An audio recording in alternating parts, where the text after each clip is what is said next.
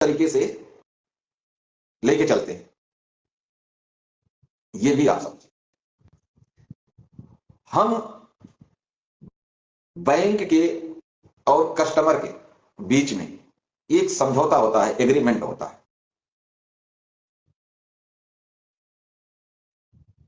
जिस एग्रीमेंट के तहत बैंक हमें कर्ज देता है।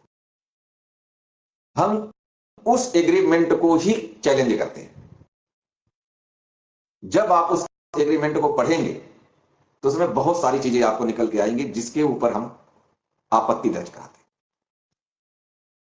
मुख्य बात आपको बता दें कि बैंक मैनेजर किसी भी बैंक का, चाहे सरकारी हो, चाहे प्राइवेट हो, चाहे एनबीएफसी, उसके पास आपसे एग्रीमेंट करने का कोई राइट ही नहीं है।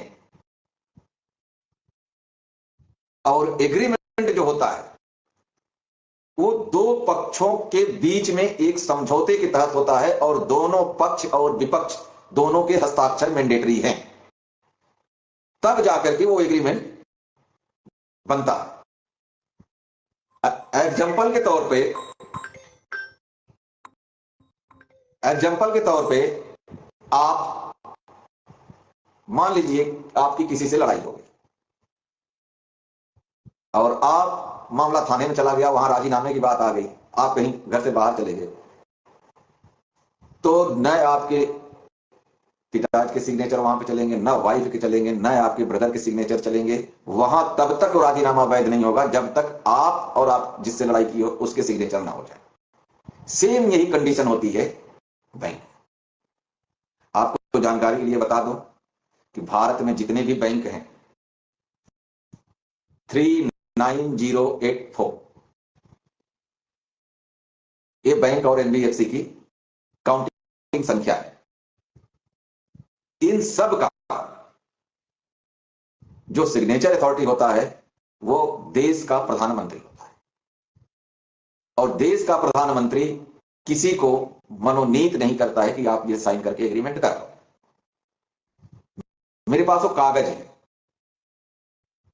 मैं हवा नहीं बोल रहा हूं। और जब एग्रीमेंट बैंक करता है तो वो क्या करता है कि वो अपना कोड लगा करके आपसे एग्रीमेंट करता है, और जो कोड लगाता है उसका मीनिंग ये होता है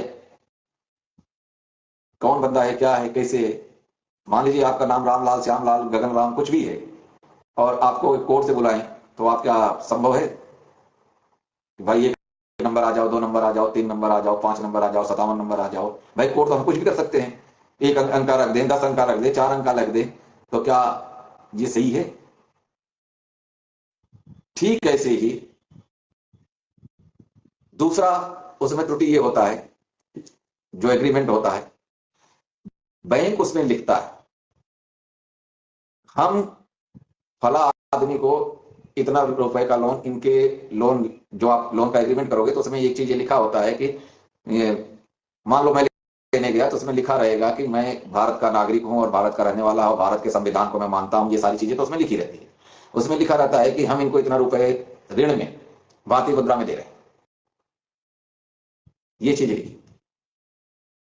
और जो आप उसमें कंडीशन होती है कि इनकी सिक्योरिटाइजेशन में ये चीजें हैं, ये उसमें टिक लगा देते हैं कि मैंने सोना रखा है इनका, या इनका प्रॉपर्टी रखा है, या इनकी जमीन रखी, एग्रीकल्चर लैंड है, कमर्शियल है, या घर है, शहरी है, अर्ध शहरी है, या ग्रामीण है, उसमें सारी चीजें लिखी होती है, वो उसमें वो फिलअप कर देते हैं।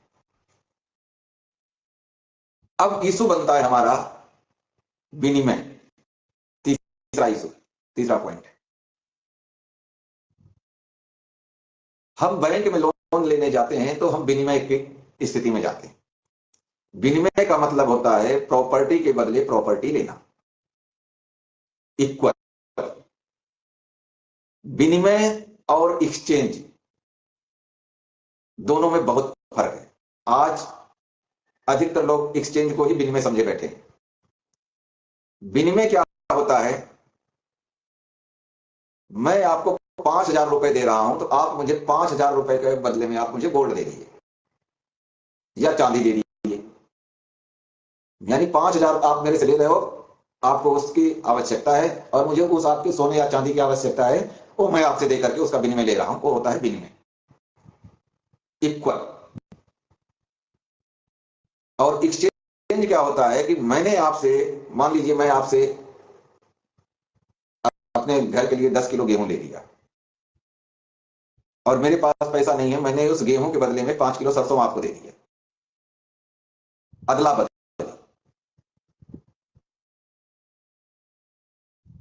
और आज हम क्या कर रहे हैं मार्केट में, एक्सचेंज करते हैं, विनिमय नहीं करते।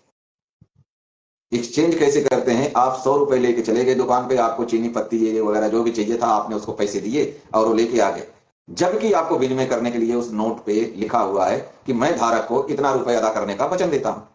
तो आप उसको पहले विनिमय कीजिए।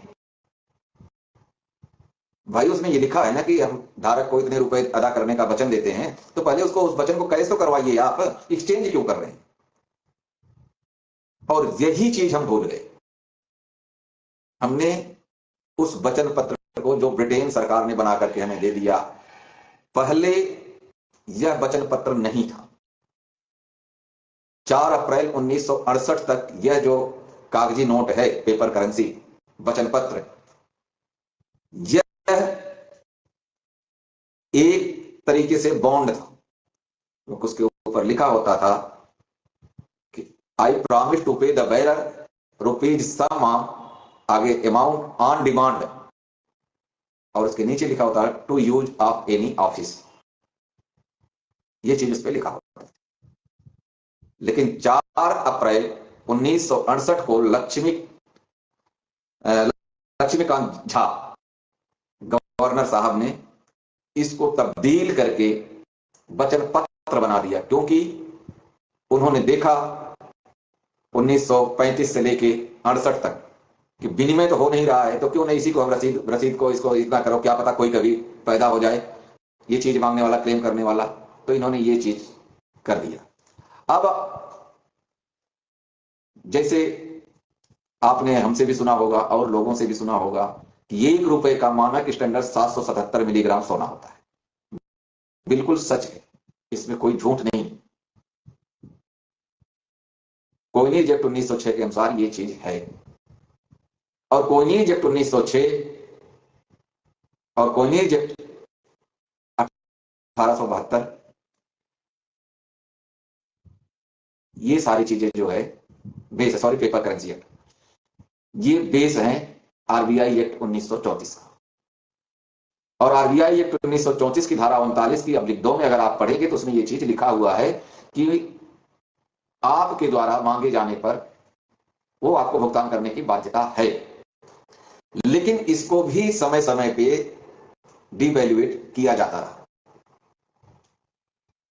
लास्ट डिवैल्यूएशन का जो मेरे पास डॉक्यूमेंट्स है वो 1990-91 का सेक्शन 8 में है, जिसमें 1 रुपए बराबर 0.118489 mg गोल्ड किया हुआ है। अगर इसको हम कन्वर्ट करते हैं तो लगभग 583 मिलीग्राम बनता है। उसके बाद अब तक ये चेंज नहीं हुआ है। 2011 में कोयनीज एक्ट बना है, उसमें रुपए का मानक स्टैंडर्ड वैल्यू की जगह को रिक्त रखा गया है। अब जो हम लड़ाई लड़ रहे हैं, यहीं से हमारी लड़ाई तैयार हो। पहले हम एग्रीमेंट को चैलेंज करते हैं, दूसरा विनिमय हमारा सही नहीं हुआ, तीसरा हम क्लेम करते हैं कोयनीज एक्ट 2011 अध्याय 5 का सेक्शन 2, उसमें पैसे को शून्य बता दिया। आपके हमारे जेब में जो रुपए हैं वो शून्य है, उसकी कोई मानक ही नहीं है। ये मैं थोड़ी कह रहा, ये उसमें लिखा हुआ। अब हमारी लड़ाई जो है कि भाई अगर हमें ये चीज बैंक ने हमें मान लिया 100 रुपए दिया, तो दिया तो ये आरबीआई एक्ट से तो ये बाहर जा नहीं सकता, कोयनीज एक्ट से बाहर जा नहीं सकता, संविधान के दायरे से बैंक बाहर जा नहीं सकता, तो उसी संविधान में तो हम भी आते हैं। और जब उसी संविधान में हम आते हैं तो ये चीज जो है, या तो हमारा ये 583 mg गोल्ड जो लास्ट है उसको मान लो 1908 का, सॉरी 1991 का सेक्शन 8, या 1906 के माने कोयनीज एक्ट 1906 का जिसमें 777 mg गोल्ड है, और या 2011 की मानो। अब 2011 की न मानना उनकी मजबूरी बनेगी, मान ही नहीं सकते। क्यों? अगर 2011 को मान लेते हैं तो हमारा लोन शून्य है, हमें कुछ दिया ही नहीं। जब दिया नहीं मुझे बाइक लोगे क्या? जब आपने मुझे कुछ दिया ही नहीं, शून्य दिया, तो आप लोगे क्या? अगर 1991 का 8 मान लेते हैं तो हमारे पैसे ज्यादा होते हैं, हम तो लॉस में गए ना। अगर उसको न मान करके ये 1906 का मान लेते हैं तब तो हमारी लॉटरी लग गई। तो हम कड़ी से कड़ी, मनके से मनके जोड़ते जोड़ते जोड़ते जोड़ते इस चीज को कर रहे हैं। और जितने भी कर्ज पीड़ित भाई हैं, हम उनसे किसी से 1 रुपए नहीं लेते। हम उनको रास्ता बताते। आप चलिए, आपके पास वकील है तो आप उससे संपर्क कर लीजिए। मैं जैसे बता रहा हूं, अगर वो केस कर देता है आपका तो वेल एंड गुड। अगर वो नहीं करता है तो हमारे वकील से आप करवाओगे, भैया उसकी फीस आपको देनी है, मैं नहीं दूंगा। क्लियर सी बात है। और इसी के फायदे के तहत लोगों ने जो ठगी की लोगों से, हमें पता ही नहीं, और लोगों ने अच्छी खासी दिहाड़ी बना दी।